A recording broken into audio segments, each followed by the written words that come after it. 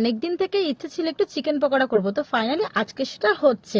তো দেখো এখানে চিকেনগুলো খুব ভালো করে ধুয়ে তার মধ্যে নুন, গোলমরিচের গুঁড়ো, কাশ্মীরি লঙ্কার গুঁড়ো, লেবু, আগের থেকে পেস্ট করে রাখা আদা রসুন কাঁচা লঙ্কা বাটা, ভিনিগার, দুটো ডিম, কর্নফ্লাওয়ার আর সাথে টক দই সবকিছু দিয়ে একবারে ভালো করে বেশ মিক্সড করে রেখে দিয়েছিলাম।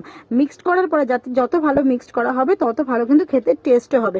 তো আগের থেকে এটা মিক্সড করে একটা আধা ঘন্টার জন্য ঢাকা চাপা দিয়ে রেখে দিয়েছিলাম। আর কড়াইতে ওদিকে তেল দিয়েছিলাম গরম হওয়ার জন্য। তো ততক্ষণ এদিকে তেলটাও বেশ গরম হয়ে গেছে। এইবারে ছাকা তেলে বেশ পকোড়াগুলো ভাজা হবে আর লাল লাল করে। আর দেখো পুরো ছাকা তেলে কত সুন্দর লাল লাল করে চিকেনগুলো কিন্তু ভাজা হয়ে গেছে। আর একটু ডেকোরেশন করার জন্য রিং রিং করে পেঁয়াজ কেটে নিয়েছিলাম, ওর পেঁয়াজগুলো তার উপরে দিয়েছিলাম আর সাথে ছিল সস।